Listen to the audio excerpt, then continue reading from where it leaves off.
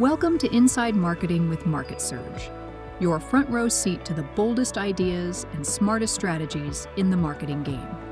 Your host is Reed Hansen, Chief Growth Officer at Market Surge. Hello and welcome back to Inside Marketing with Market Surge. Joining us today is someone who is changing the game in remote staffing business scaling. Please welcome Blendi Muriqi. He is the founder and CEO of Delegate.co, helping businesses tap into top-tier virtual overseas talent and build efficiency-first systems that empower teams to scale smarter.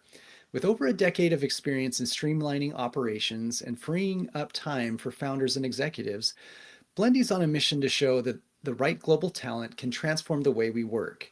Today, we'll dive into entrepreneurship, remote-first leadership, and making virtual teams thrive. Blendi, welcome to the show. Well, and Blendi, Good to be here. would Thank you. also like to mention you have a great podcast that I was able to join you for, and would love to. I'll include that in the show notes. You're a very accomplished podcaster, so I wanted to add that to the intro. Now, can you walk us through your journey? How you got here? You founded Delegate.co, and you have had other great ventures. What got you here, and what shaped your path?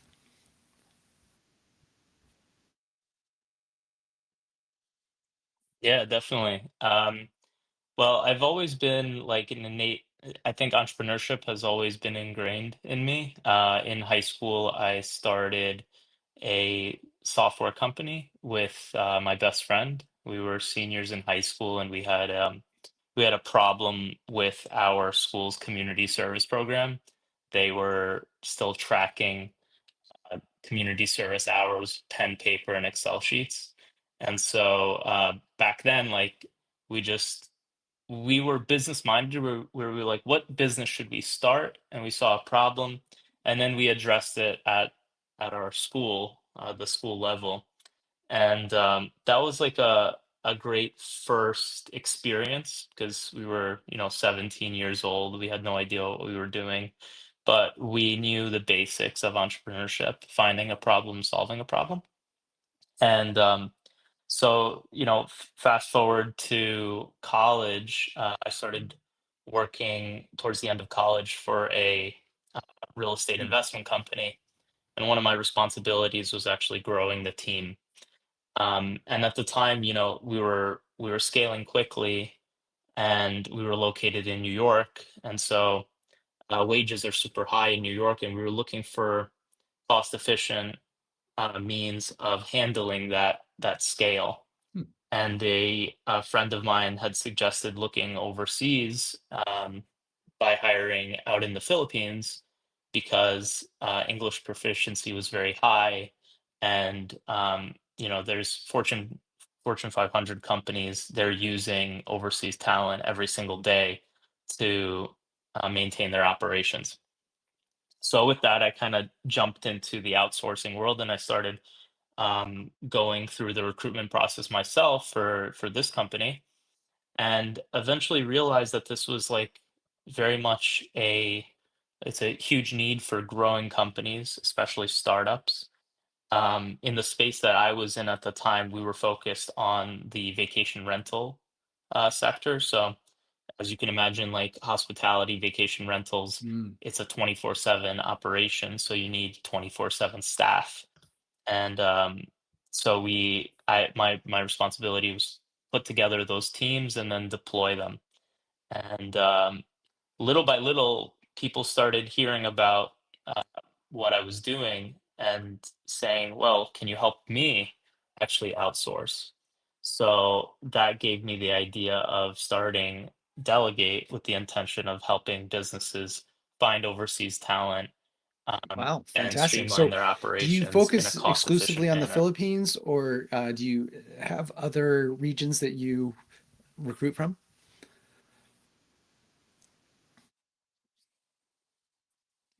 Yeah, so most of our recruiting is in the Philippines. I would say at this point, like 85% of all of our recruits come from the Philippines. However, we've also recruited from other countries as well, mainly in South America. It really depends on the needs of the clients we have. Um, there are some clients that they do need someone to be in a similar time zone as them. So that might be a constraint that they have, and in which case we look for talent in places like Colombia, Mexico, Guatemala, and even there, you can Fantastic. find Well, like very good talent so with if a we high zoom out a little bit and proficiency talk in about the English. strategy around this, a lot of businesses, um, are engaged in this, but many others are wary, for a variety of reasons. Maybe cultural differences or time zone differences, or um, just kind of the fear of the unknown. Now, when a business considers outsourcing or offshoring, what are Mhm. the questions they should ask themselves, and what are the kinds of tasks that they may prioritize for offshoring versus keeping in house?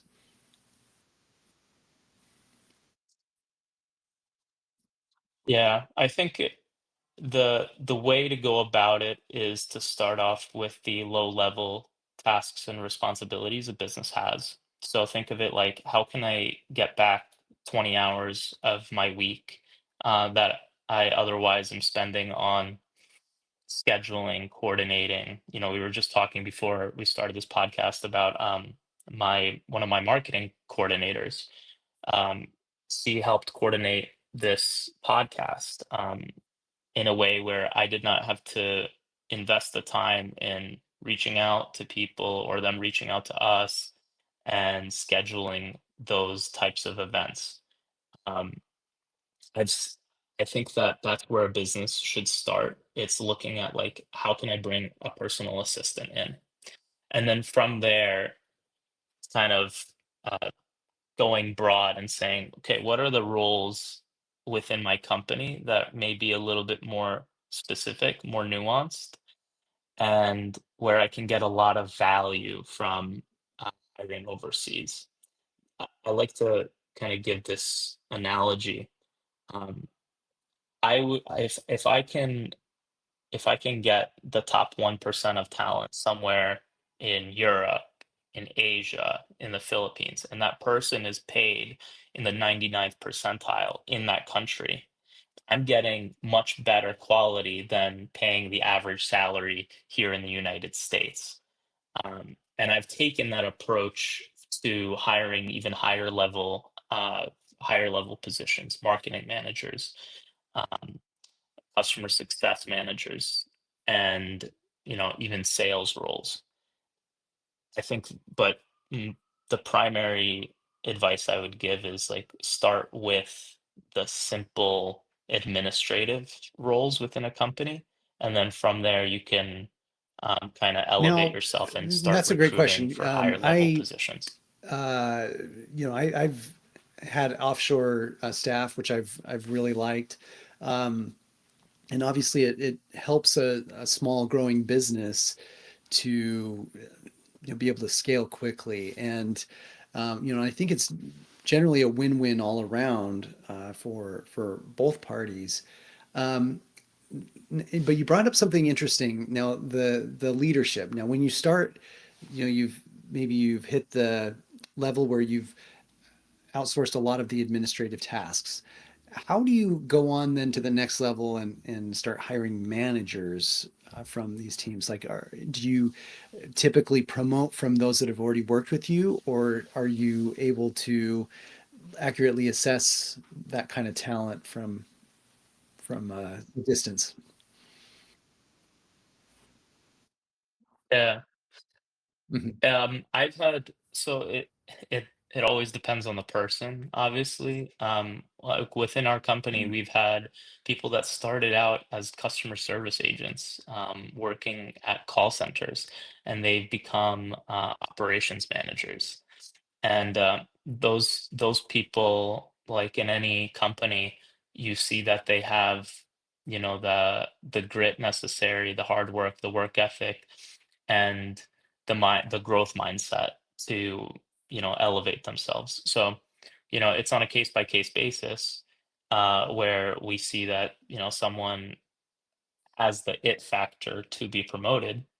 In other cases, the way we approach hiring for more leadership positions is a coming from a been there, done that mentality. So, say you're hiring for a marketing agency.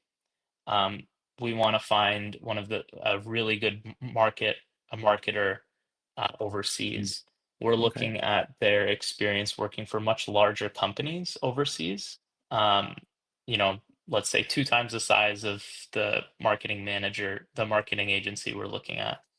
And then we look at their track record. What have they done at that company? And we don't lowball them in terms of wage. We want to get the best and brightest. So we're willing to pay above market for, let's say, a Filipino marketing manager That's because we know that's we're going to get really much helpful, more and I think, value out of that person. uh, I think a lot of this is applicable to any human capital decision, offshoring or domestic. So these are good universal principles.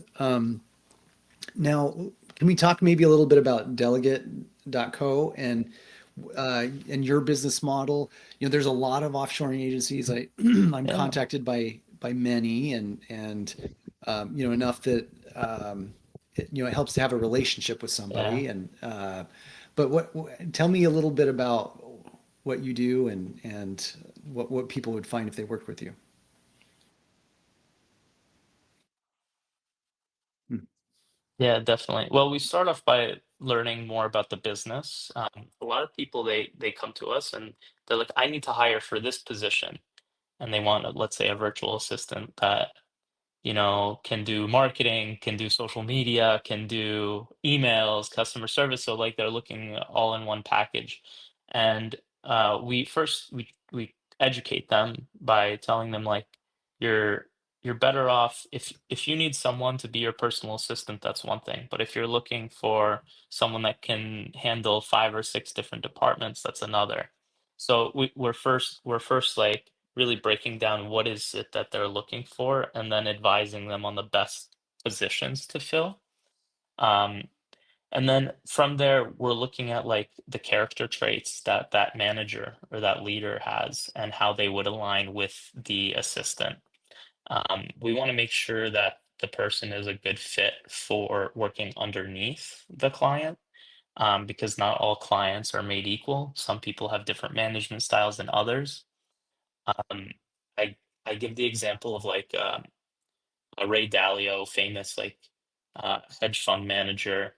The way at his firm they go about hiring is doing personality tests on coworkers to see how they work together in order to have like a really good synergy. So um, we're trying to get deeper than just a resume. We're trying to look for that person that's a good fit, and in that sense, we're matchmakers.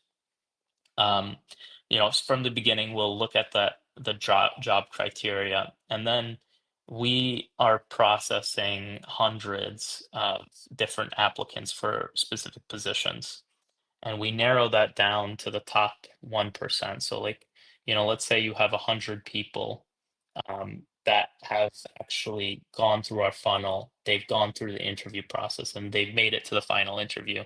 We then take a small cohort of those and then set them up for final interviews with the client. And then from there, they get hired, and we handle their payroll, we handle the benefits of the person.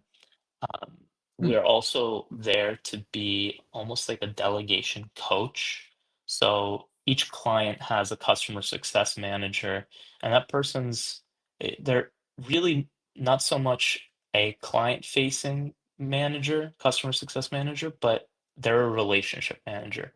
They're there to make sure that the assistant is getting the most out of the job and they're growing, but also giving feedback to the client to make sure that they're Okay. getting the most out of That's the that's a very hire that we've comprehensive given them. service, and I think it would be a great way to, for somebody that's never done it, to partner with a company like yours. Um, Now, so talking a little bit more about strategic offshore resourcing.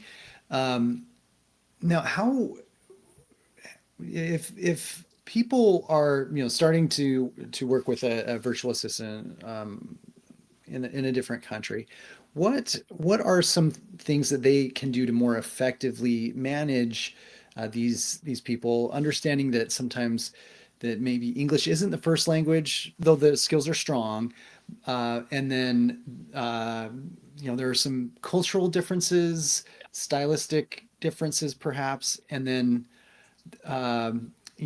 being aware of often time zone differences. I mean, that's a lot, but what would you coach Yeah.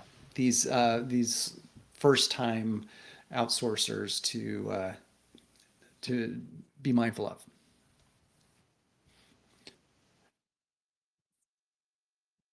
Yeah. Um, I think on the time zone front, depending on where you're hiring from, in this case, like we hire a lot from the Philippines. Um, a lot of people are reluctant to hire from the Philippines because of the time zone difference. It's a 12-hour difference for me being here on the Eastern Standard Time. Um, we we do want to make it clear to these people that they are working overnight. With that said, there's a whole culture in the Philippines of working Eastern Standard Time hours. So much so that they have, how Yeah. here in the United States we have a happy hour culture. Excuse me. They have the same thing in the Philippines, except it starts at 8 a.m. when all of the call centers, their shift is done for the day. So I like to educate people because it's often a constraint, or like it gives them a reluctance to try overseas talent. Um, in terms of culture within the Philippines, Filipinos are super hospitable, super kind. They tend to be, uh, at least, and maybe I'm biased because we've hired, at this point, placed hundreds of them, but Mhm. they tend to be just like very down to earth, kind people. And when working with them, I would say communication, being really upfront from the beginning and saying like, "Hey, this is my management style. I'm really much, I'm direct, I'm straightforward. I want you to be aware of that from the get-go." That that helps a lot in managing the person. If I had to boil it down, I would say like communication's key. When you first hire someone, set daily Mm. check-ins and request daily reports. This way, you're keeping them accountable on their workload. And then, within the first 2 or 3 months, you taper that off because you start trusting the person, and that it gets to a point where you don't Yeah, have to yeah, hold their that hand is good advice. the first And few weeks or months. um, I've worked with a handful of Filipino staff, and yeah, I would totally share that, and I'd say this mostly as like a full endorsement of working with Filipinos in terms of how friendly they are, their intelligence and their language skills. So it's yeah, it has been a great experience. Um, so Opening that like line of communication, I think, kind of being that they're so far, it's a remote position. It's so because a lot of managers, they have this oh, sure. mentality of like hire and forget it, like put the person in position and let them do their own thing. And it's just very crucial. I would say like the biggest advice I'd give is like having an open line of communication, being as transparent as possible with the person from day one is important. Otherwise, you know, they're not as motivated as they should be. Um, at least that's the advice that I've So used over the years, and now we've been when very we were successful talking with on it. your podcast, we talked a lot about AI, and I think this is an interesting overlap with AI usage, AI agents increasing in usage. Do you think that outsourcing will shrink, or do you think it will, uh, like recalibrate? What do you think that the scales will shift to in terms of that balance?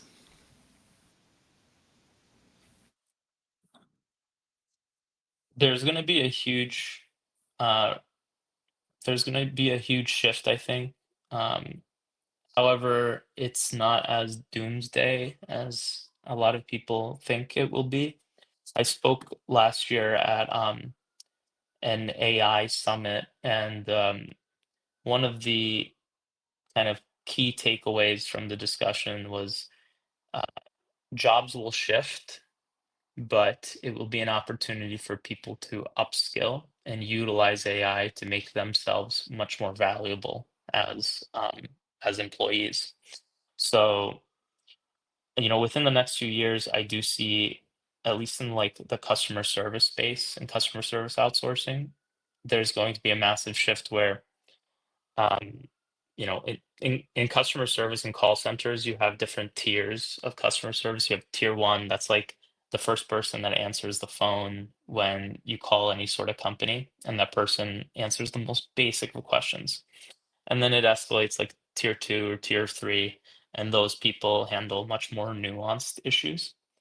I foresee there being a shift where those tier one positions will be replaced by AI.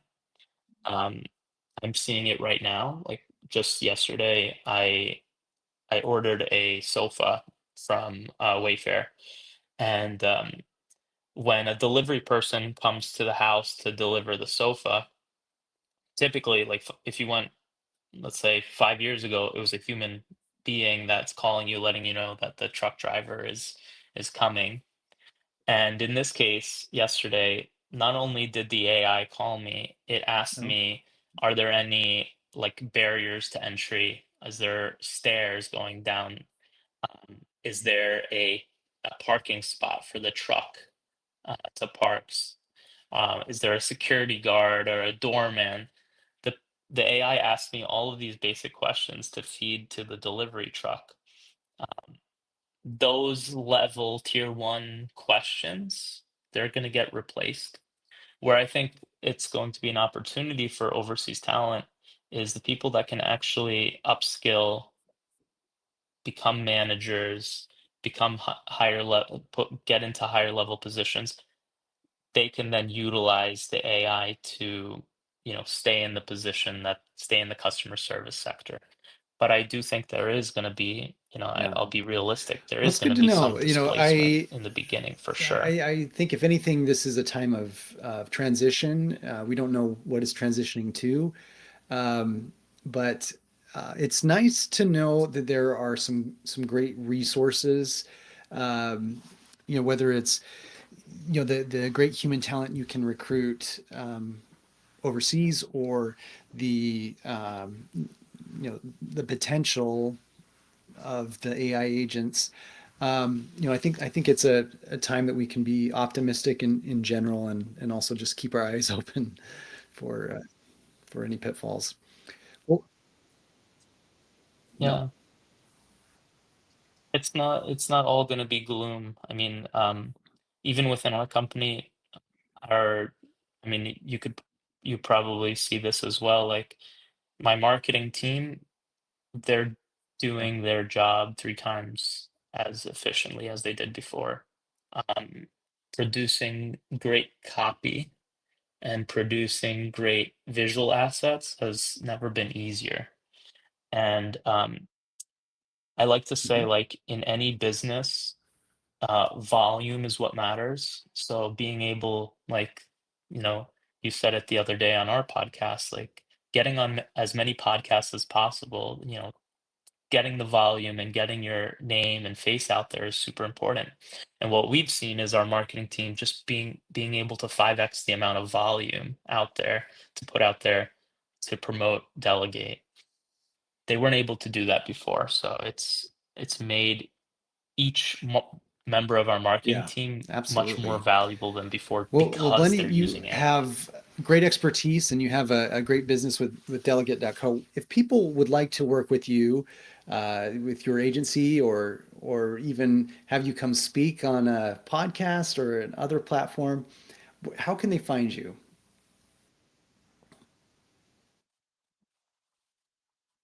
Yeah, you can find me on LinkedIn. I have a very unique name, Blendi Muriqi. It'll be in the show notes. You can also email me, blendi@delegate.co, or visit our website at delegate.co. I'd love to have a discussion with you. And for Awesome. those of Well, you thank you that so may much for have a coming on, and podcast, I'd it's love to been be a great guest on to your have these podcast. conversations, and I feel like I'm learning a lot. Want to stay ahead of what's actually working in marketing right now? Head over to marketsurge.io and see how we're helping businesses grow smarter, faster, and louder. That's marketsurge.io, because your next breakthrough shouldn't be a guess.